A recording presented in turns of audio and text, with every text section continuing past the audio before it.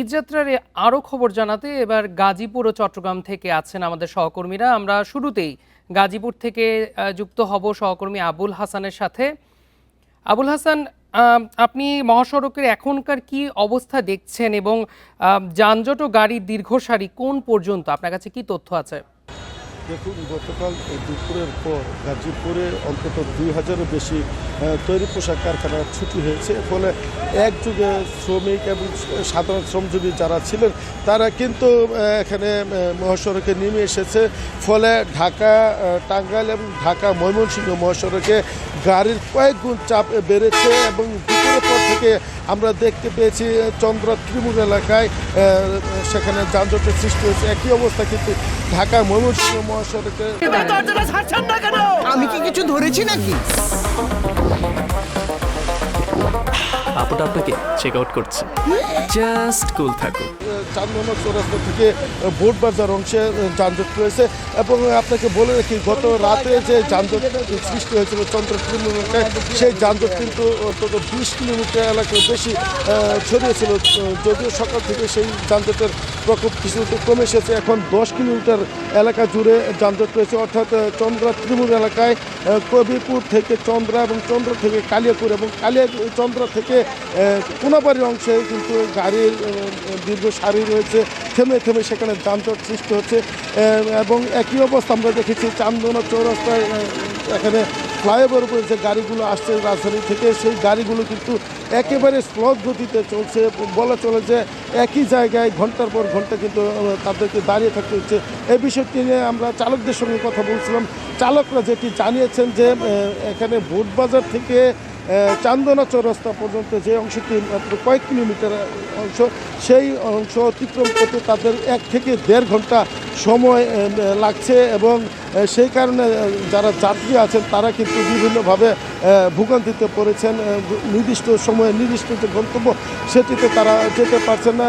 একই আমরা দেখেছি যে চান্দনা চৌরাস্তায় যে ফ্লাইওভারটি রয়েছে, সেই ফ্লাইওভারের শেষ প্রান্তে যেখানে গাড়ি নামছে সেখানে গাড়ির যেমন জটলা রয়েছে, মানুষের জটলা রয়েছে এবং সেখানে যাত্রী ওঠানামা করার কারণে এবং এক পাশে গাড়ি যেগুলো পার্কিং করা ছিল সেই পার্কিং করার কারণে লেন সংকুচিত হয়ে গেছে। ফলে এই অংশ দিয়ে কিন্তু গাড়ি স্বাভাবিক সময়ের চেয়ে বেশি সময় লাগছে অতিক্রম করতে। আপনাকে বলে রাখি যে ঢাকা ময়মনসিংহ মহাসড়কে প্রতিদিন গড়ে স্বাভাবিক সময়ে 40 থেকে 50 হাজার গাড়ি চলাচল করে, কিন্তু ঈদযাত্রায় এই সংখ্যা কয়েক গুণ ছাড়ায়। ফলে স্বাভাবিকভাবেই মানুষের উপস্থিতি বাড়ার সঙ্গে সঙ্গে যানবাহনের চাপ বাড়ায়। এই অংশে কিন্তু এখন মানুষের জটলা রয়েছে এবং যাত্রীরা যেটি অভিযোগ করছেন যে তাদের কাছ থেকে রাজধানী থেকে যে গাড়িগুলো আসছে সেগুলো বেশি ভাড়া চাচ্ছেন, কয়েক গুণ বেশি ভাড়া তারা হাঁকছেন। ফলে একরকম বাধ্য হয়ে তারা কিন্তু বেশি ভাড়া দিয়েই তারা গাড়িতে চড়ছেন এবং অনেকে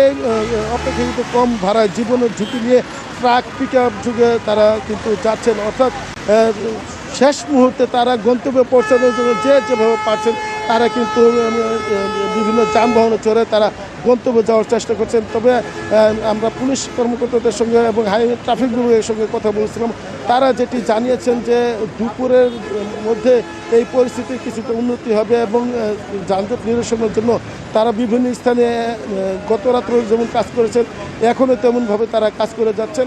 তবে আবুল হাসান, আপনি আমাদের সাথেই যুক্ত থাকুন। এবার চট্টগ্রাম থেকে যুক্ত হয়েছেন আমাদের সহকর্মী আহসান রিটন। রিটন, আপনি বলবেন আমাদেরকে যে চট্টগ্রাম মহাসড়কে যানজট আছে কিনা এবং আপনি কি দেখছেন সেখানে পরিস্থিতি? দেখুন, এই মুহূর্তে আমি আছি চট্টগ্রাম ঢাকা চট্টগ্রাম মহাসড়কের ফৌজদারহাট এলাকায়। এটি হচ্ছে আসলে বৃহত্তর চট্টগ্রাম থেকে ঢাকা সহ অন্যান্য জেলাগুলো যাওয়ার একমাত্র প্রধান রুট যেটি বলা যেতে পারে। আমরা আসলে বেশ কিছুক্ষণ আগে এখানে এসেছি এবং আমরা দেখছি আসলে এখন পর্যন্ত কোনো রকমের যানজট এখানে তৈরি হয়নি। তবে আমরা দেখছি যে সারিবদ্ধভাবে যে সমস্ত আন্তর্জাতিক যে সমস্ত পরিবহনগুলো রয়েছে সেগুলো এক এক করে ছেড়ে যাচ্ছে। আমরা আসলে দেখছি যে গত পরশু থেকে সারা দেশের মতো রেলপথের পাশাপাশি মহাসড়কও সড়ক দিয়েও আসলে যারা প্রিয়জনের সঙ্গে ঈদ করবেন তাদের যে যাত্রা সেটি শুরু হয়েছে এবং আমরা দেখেছি প্রতিদিনই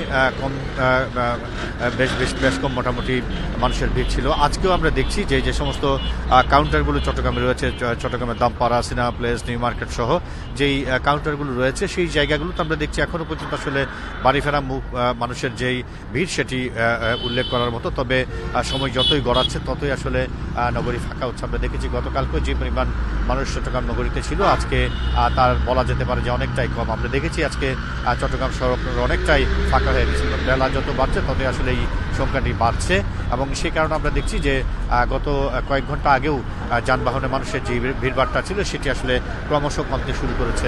এবং আমরা এখন পর্যন্ত খবর নিয়ে যেটি জেনেছি সেটি হচ্ছে মিরসরাই থেকে চট্টগ্রাম পর্যন্ত এখনো পর্যন্ত কোনো রকমের যানজট তৈরি হয়নি বা মানুষের পক্ষ থেকে কোনো রকমের ভোগান্তির খবর আমরা পাইনি। তবে একটি ভোগান্তি সব সময় ছিল, সেটি এবার আরও তীব্র হয়েছে। সেটি হচ্ছে বাস কাউন্টারগুলোতে কিছুটা হলেও অতিরিক্ত ভাড়া গ্রহণ করা এবং সময় মতো বাসগুলো না আসা, এবং যে কারণে যেই গন্তব্যে যাদের যে সময় যাওয়ার কথা ছিল সেটি তারা ঠিক সেই সময় পৌঁছাতে পারছেন না। এটি একটি ভোগান্তির কথা। তারপর আসলে যেহেতু প্রিয়জনের সঙ্গে তারা ঈদ করতে যাবেন, সঙ্গত কারণে তারা সেই সামান্য যে ভোগান্তি সেটিকে ভোগান্তি হিসেবে ধরছেন না।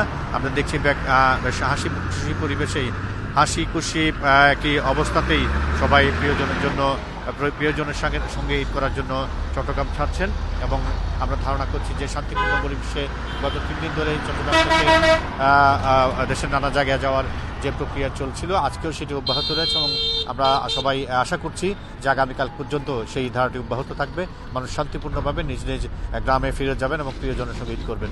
এ হচ্ছে চট্টগ্রামের ঢাকা চট্টগ্রাম মহাসড়ক থেকে আমার কাছে ঈদ যাত্রার বিষয়ে এখন পর্যন্ত সর্বশেষ। গাজীপুর চট্টগ্রাম থেকে ঈদ যাত্রার খবর জানাচ্ছিলেন মহাসড়কের আমাদের সহকর্মীরা।